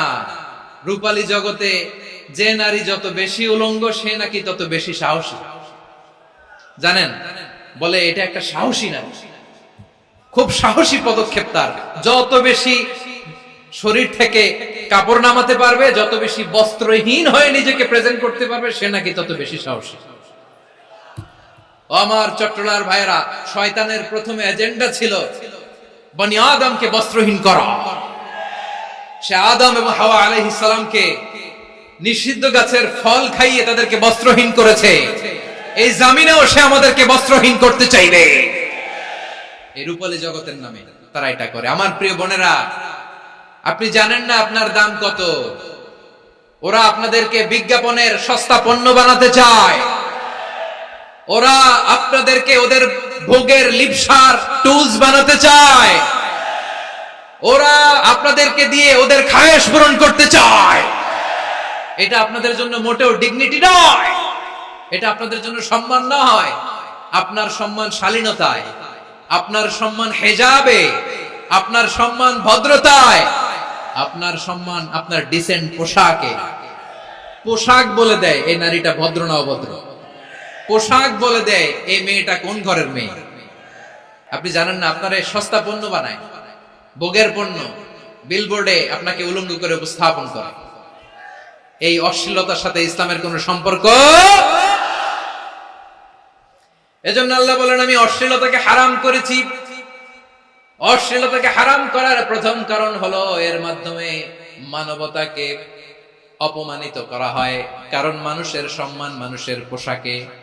মানুষ যখন পোশাকহীন হয়ে যায়, বস্ত্রহীন হয়ে যায়, তার সম্মান কমে যায়, ঠিক কিনা? অশ্লীলতাকে হারাম করার প্রথম কারণ হচ্ছে মানুষ মানুষকে অপমান করে। একটা নারী, সে তো সম্মানিত, নারী যে কত সম্মানিত নারীর এটা বুঝেই নেই। বিশ্বনবী বলেন আর দুনিয়া কুল্লুহা মাতা ওয়া খায়রু মাতা'আদ দুনিয়া আল মারাতুস সালিহা। আমার বোনেরা, 5টা প্যান্ডেলে আপনারা এলইডিতে আমার আলোচনা শুনছেন, আমি জানি। আপনাদের এই গর্ভ যে কত দামি আপনি জানেন না। আপনার পেট থেকেই আসবে আগামী দিনের সালাহুদ্দিন আল আইয়ুবী। আপনার পেট থেকেই আসবে অনাগত দিনের ইমাম মাহদী আল মুনতাদর। আপনার পেট থেকেই আসবে অনাগত দিনের ফয়সাল, ওয়াসিম, মুগ্ধ, আবু সাইদের মতো বীর যোদ্ধা। আমার প্রিয় বোনেরা, আমার প্রিয় বোনেরা, বিশ্বনবীর কথার ওজন খেয়াল করেন। আর দুনিয়া কুল্লুহা মাতা ওয়া খায়রু মাতা'আদ দুনিয়া আল মারাতুস সালিহা। দুনিয়ার সবকিছুই অ্যাসেট, এর মধ্যে সবচেয়ে দামি অ্যাসেট নেককার নারী। আপনার গর্ভ যে কত দামি আপনি জানেন না। নিজের সময়টাকে কাজে লাগান, কোরআন পড়েন, সুন্নাহ পড়েন। আপনার অনেক দায়িত্ব ঘরে। You are the MD of your family. একটা family it's a very big institution. পরিবার একটা অনেক বড় প্রতিষ্ঠান। and you are the MD of your institution. আপনি এই পরিবারের MD, managing director of your family. এখানে আপনার কত দায়িত্ব। আপনি ছেলেমেয়েদেরকে তারবিয়া করবেন, আপনি আপনার স্বামীর জন্য ঘরটারে জান্নাতের নীর বানাবেন, আপনার জন্য জান্নাতের ডুপ্লেক্স বাড়ি ওইখানে তৈরি করে রাখবে কে? আপনি যে কত দামি আপনি জানেন না। নারীদেরকে আল্লাহ বানিয়েছেন উচ্চতর করে, নিম্নতর নয়। নারীদেরকে ছোট্ট জিনিস দিলে এটার বড় করে দেয়। নারীদেরকে ভ্রূণ দিলে, শুক্রাণু দিলে নারী এটারে বাচ্চা হিসেবে উপহার দেয়, ঠিক কিনা? বিয়ের মাধ্যমে স্বামী যখন তার শুক্রাণু তার স্ত্রীকে উপহার দেয়, স্ত্রী রিটার্নে কি উপহার দেয়? ফুল ফর্ম বেবি, মানব সন্তান। দেখছেন, আপনি দিলেন একটু, উনি দিছে বিশাল। আপনি যদি নারীকে বাজার এনে দেন, নারী এটাকে সুস্বাদু খাবারে রূপান্তর করে দেয়। আপনি তাকে একটা মুচকি হাসি দিয়ে দেন, সে তার কলিজা দিয়ে দেয়। কিন্তু যদি আপনি তার মনে কষ্ট দেন, সে আপনার জীবনকে জাহান্নাম বানায়া দেয়। নারীর মন বুঝতে পারলে নেয়ামত, বুঝতে না পারলে কিয়ামত। আমার প্রিয় বোনেরা, আপনি যে কত দামি আপনি জানেন না। অনেক দামি আপনি। আপনাদেরকে যেন ভোগের সস্তা পণ্য বানাতে না পারে, আপনাদেরকে সচেতন থাকতে হবে। তাহলে কেন আল্লাহ তাআলা এই ফাহশা, অশ্লীলতাকে হারাম করলেন? 1 নাম্বার, এতে হিউম্যান ডিগনিটি কমে। 2 নাম্বার, এতে মানুষের অধিকার নষ্ট হয়। আপনি বিয়ে করেছেন, এরে পরকিয়া করেন, ওর সাথে এরকম আছে না নাই? স্ত্রীর অধিকার নষ্ট করেছেন। আপনি বিবাহ সম্পর্কে আবদ্ধ হয়েছেন তার সাথে, আপনি পরকিয়া করেন ওই ছেলের সাথে, আপনি আপনার হাজবেন্ডের সাথে বিট্রে করেছেন। এজন্য আল্লাহ অশ্লীলতাকে হারাম করেছেন। অশ্লীলতাকে হারাম করার আরেকটা কারণ হচ্ছে আল্লাহ তাআলা এই হিউম্যান জেনারেশনকে এটাকে প্রিজার্ভ করতে চায়। হিফজুন নাসল, এটা মাকাসিদুশ শরিয়ার অনেক গুরুত্বপূর্ণ একটা মাকাসিদ, অনেক গুরুত্বপূর্ণ। আপনার নাসল, আপনার জেনারেশনকে সংরক্ষণ করা। এই যে আসতেছে ফেব্রুয়ারি, কত ফেব্রুয়ারি জানো?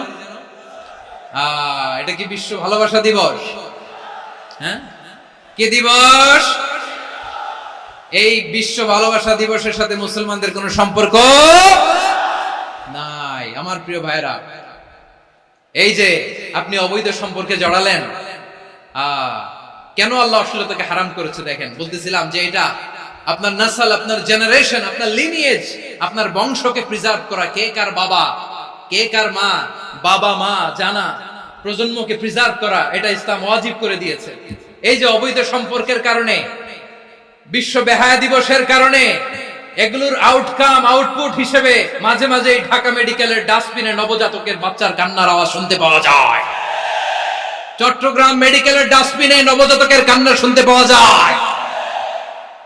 বীর চট্টলার মুসলমানেরা বুঝতে পারলে আওয়াজ করে বলেন, এই যে চট্টগ্রাম মেডিকেলে যে নবজাতকটা পাওয়া গেল, ওর বাবাকে আমাকে বলেন, ওর মাকে, ও কোন ফ্যামিলির সন্তান কেউ জানে? আপনি হিউম্যান ডিগনিটিকে অপমান করেছেন না? আপনি তার ভবিষ্যৎকে অন্ধকার করেছেন না? আপনি তার লিনিয়েজকে প্রশ্নবিদ্ধ করে দিয়েছেন না? এই জন্য আল্লাহ তাআলা অশ্লীলতাকে আমাদের জন্য হারাম করে দিয়েছেন। পড়েন সুবহানাল্লাহ। এই জন্য রব্বুল আলামিন বলেন, কুল ইন্নামা حرم ربي الفواحش ما ظهر منها وما بطن। প্রকাশ্য প্রকাশ্য সব অশ্লীলতাকে হারাম ঘোষণা করে দিয়েছে কে? আবার দুনিয়ার বুকে যারা অশ্লীলতার প্রসার করে তাদের জন্য শাস্তি মজুদ রেখেছে কে? রব্বুল আলামিন বলেন, ইন্নাল্লাযীনা يحبون أن تشيع الفاحشة في الذين آمنوا لهم عذاب أليم في الدنيا والآخرة والله يعلم وأنتم لا تعلمون নিশ্চয়ই যারা বিশ্বাসীদের মাঝে অশ্লীলতার প্রচার প্রসার করতে চায় তাদের জন্য আমি মর্মন্তুদ শাস্তি প্রস্তুত করে রেখেছি, দুনিয়াতেও রেখেছি, আখিরাতেও রেখেছি। ঘোষণাটা কার? যারা এই নাটকের নামে, সিনেমার নামে, রূপালী জগতের নামে, মুভির নামে, ওটিটি প্ল্যাটফর্মের নামে আমার সমাজে অশ্লীলতা ছড়াতে চায় তাদের জন্য কঠিন মর্মন্তুদ শাস্তি মজুদ রেখে দিয়েছে কে? ও আমার বোনেরা, এখনো আপনি জাগবেন না? এখনো আপনার চিন্তার দুয়ারে এখনো নাড়া পড়ে নাই? ওরা আপনাকে উলঙ্গ বানাতে চায়, ওরা আপনাকে আইটেম গার্ল বানাতে চায়। এজন্য ইসলাম অশ্লীলতাকে হারাম করেছে। হারাম। ইসলাম বলেছে যোজন যোজন দূরে থাকো। ওরা বলে না, কাছে আসো, কাছে আসার গল্প, ক্লোজ আপ ওয়ান, কাছে আসার গল্প আছে না নাই? তাহলে অশ্লীলতার সাথে আমাদের কোনো সম্পর্ক? সবাই বলতে পারেননি, আওয়াজ করে বলুন, অশ্লীলতার সাথে আমাদের কোনো সম্পর্ক? আমরা এই সমস্ত ক্লোজ আপ ওয়ান, কাছে আসার গল্পের প্রোগ্রামে যাব? আমরা কোন ধরনের অশ্লীল কন্টেন্ট সোশ্যাল মিডিয়ায়, টিভিতে দেখব? কি যুগ যে আমরা কাটাচ্ছি আপনি কল্পনা করতে পারবেন না। পর্ন ইন্ডাস্ট্রি, নারী পুরুষের বস্ত্রহীন যুগল দৃশ্য, এটাকে দিয়ে ওরা কোটি ডলারের ইন্ডাস্ট্রি বানিয়েছে। পুরো মানব ইতিহাসে এরকম জঘন্য সময় মানব ইতিহাস পার করে না। পর্ন এটা ইন্ডাস্ট্রি হয়ে গেছে। আমাদের এই যুবকগুলো, জেনজি গুলো, ওদের চরিত্র বাঁচাবে কি করে? কেমন করে হেফাজত করবে ওদের এই মূল্যবান চরিত্র? আমার প্রিয় ভাইরা, এই অশ্লীলতার দ্য লেটেস্ট ভার্সন হচ্ছে LGBTQ, শরীফ থেকে শরীফা। শুনছেন আপনারা? দেখতে পুরুষ, আসলেই পুরুষ, সুস্থ একজন পুরুষ, 4 সন্তানের বাবা, বলে আমি মনে মনে নারী। দেখতে নারী, সুস্থ নারী, আসলেই সে দিব্যি একজন নারী, বলে আমি মনে মনে পুরুষ।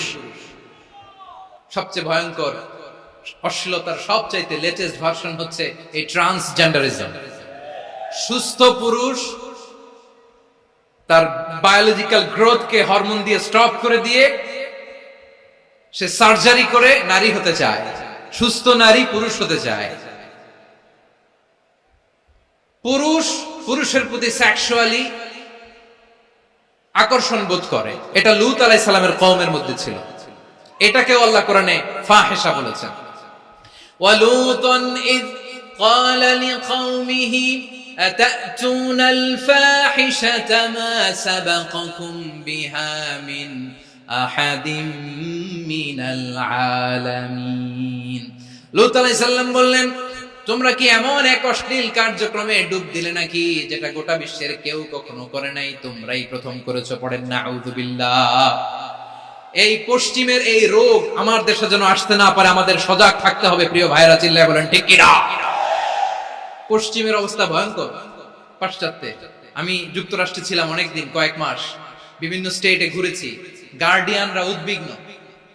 ছেলে মেয়েদেরকে, ছোট্ট ছেলে মেয়ে, ওদেরকে জিজ্ঞেস করে, তুমি how do you feel right now inside yourself? তুমি ভিতরে ভিতরে কেমন ফিল করো? তোমার কি ছেলে ছেলে লাগে না মেয়ে মেয়ে লাগে? আচ্ছা বলেন, এই ছোট্ট বাচ্চাটা ওকে এগুলো জেন্ডার অ্যাসাইনমেন্ট বলতে এগুলো কিছু বুঝে? এইভাবে মিসগাইড করা হচ্ছে। কৌতূহল বশত ছোট্ট ছেলে যদি বলে আমার তো মেয়ে মেয়ে লাগে, তখন বলে যে না তুমি মেয়ে, ছেলে না। মা বাবা বাধা দিলে ওকে আলাদা গভর্নমেন্ট হাউসে নিয়ে যান। ভয়ঙ্করতম অবস্থা। আমরা একটা সময় শুনতাম যে হুজুর আমার ছেলেটা খুব ভালো, হাফেজে কোরআন, আল্লাহওয়ালা। হুজুর আমার ছেলে দাড়ি রাখছে, আল্লাহওয়ালা। হুজুর আমার ছেলে 5 ওয়াক্ত সালাত জামাতের সাথে পড়ে, তার মানে আল্লাহওয়ালা।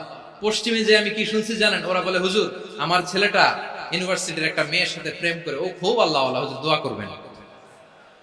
এর কারণ ওদের কাছে আল্লাহওয়ালার ক্রাইটেরিয়া হচ্ছে হুজুর আমার ছেলেটা আরেক ছেলের পছন্দ করে নাই, আমার মেয়েটা আরেক মেয়েকে ভালোবাসে নাই, এজন্য আমার ছেলেটা আল্লাহওয়ালা, হুজুর ওর জন্য একটু দোয়া করে দিয়ে।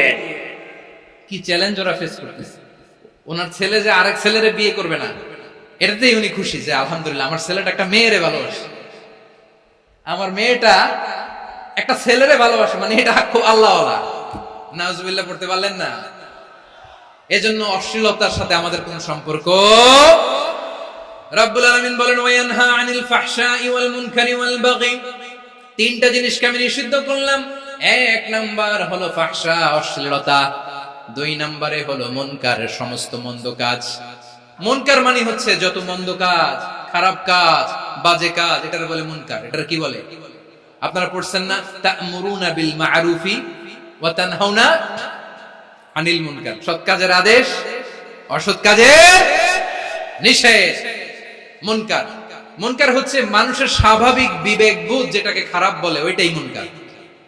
পৃথিবীর সব আসমানি গ্রন্থ যেটাকে খারাপ বলেছে, মানুষের স্বাভাবিক বিবেকবোধ যেটাকে খারাপ বলেছে, এগুলো সব মুনকার। যেমন ইফতিজিং, এটা কি ভালো না খারাপ?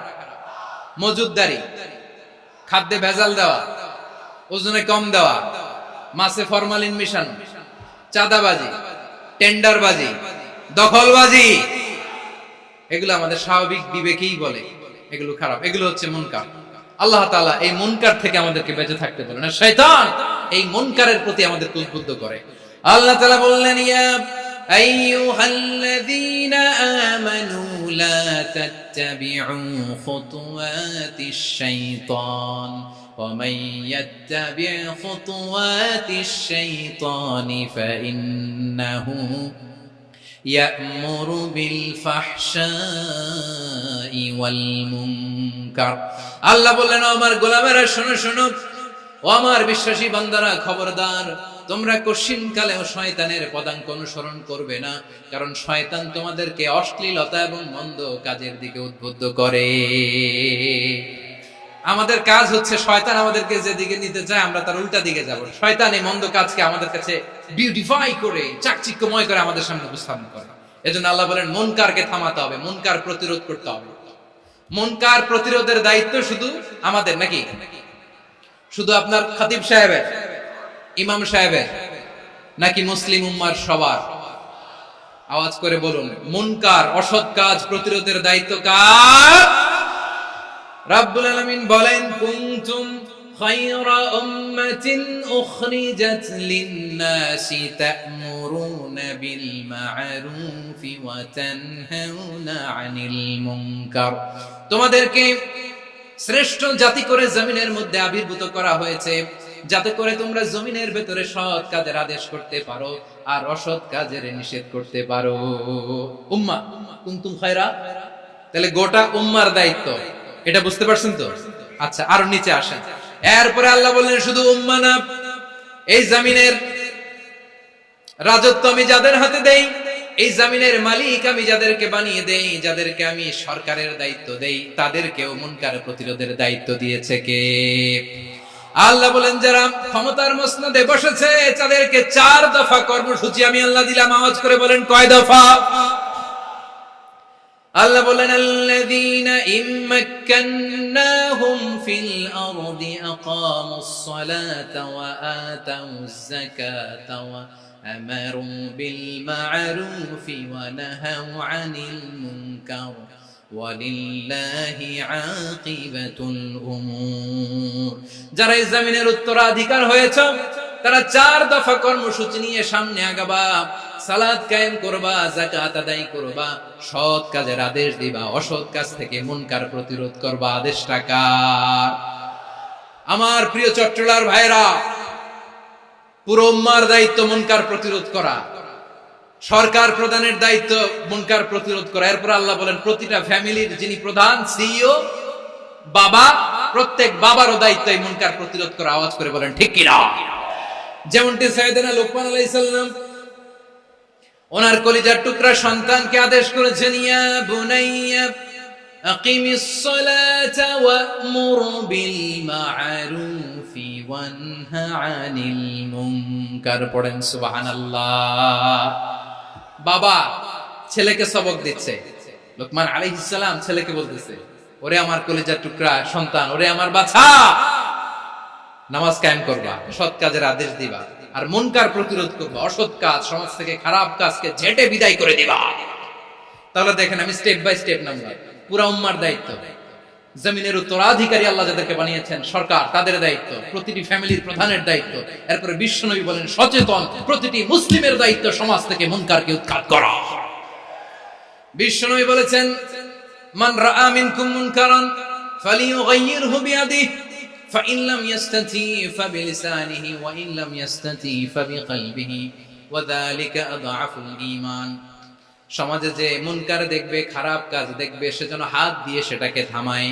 আমার প্রিয় ভাইরা, না থামালে আমরাই ডুববো শেষমেশ।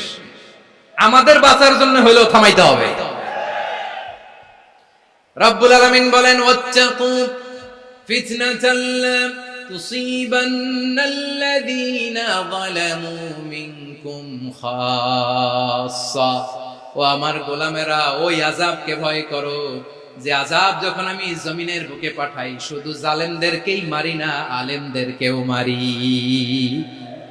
আযাব যখন আসে তখন শুধু জালিমই মরে না, আলেমও মরে। জানেন মুসা আলাইহিস সালামের পায়ে একবার লাল পিঁপড়া, তো উনি রেগে মেগে পাশি দেখে লাল পিঁপড়ার বাসা, পা দিয়ে ডলে মুছে সবগুলো পিঁপড়া মেরে ফেলছে। এই ঘটনাটা আল্লাহ ঘটিয়েছেন এজন্য মুসা আলাইহিস সালাম ছিলেন কালিমুল্লাহ, সরাসরি আল্লাহর সাথে কথা বলতেন। তিনি আল্লাহকে জিজ্ঞেস করেছিলেন, আল্লাহ তুমি যখন কোন জনপদে আযাব পাঠাও, শাস্তি দাও, ওখানকার শুধু জালেমরাই তো মরে না, ভালো মানুষগুলাও মরে, তো আযাব দিবা মুশরিকদের উপর দিবা, অবাধ্যদের উপর দিবা, ভালো মানুষগুলোরে মারো কেন? আল্লাহ বললেন মুসা, তোমার যে কামড় দিছিল পায়ের মধ্যে পিঁপড়া, কয়টা পিঁপড়া? একটা পিঁপড়া, তো সবগুলারে মারলা কেন? রেগে মেগে পুরো পিঁপড়ার বাসা ভেঙে ম্যাসাকার করলা কেন? আমি যখন অ্যাকশনে যাই, আমি যখন শাস্তি দেই, তখন এত বাজ বিচার করা হয় না, বাজ বিচার করা যায় না। যখন অ্যাকশনে যাওয়া হয় ওইটা ডাইরেক্ট অ্যাকশন হয়ে যায়। চিল্লায় বলো ঠিক কি না?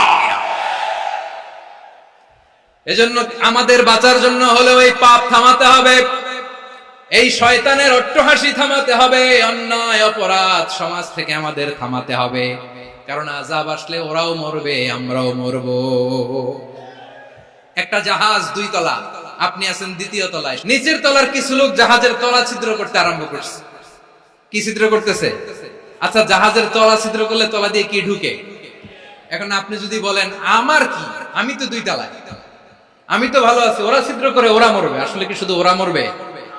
তলা দিয়ে যখন পানি ঢুকবে, জাহাজ ঢুকলে আপনিও মরবেন। এজন্য নিজে মরার আগে ওই পাগলগুলোর নিচতলায় যে থামাতে হবে। চিল্লায় বলেন ঠিক কি না?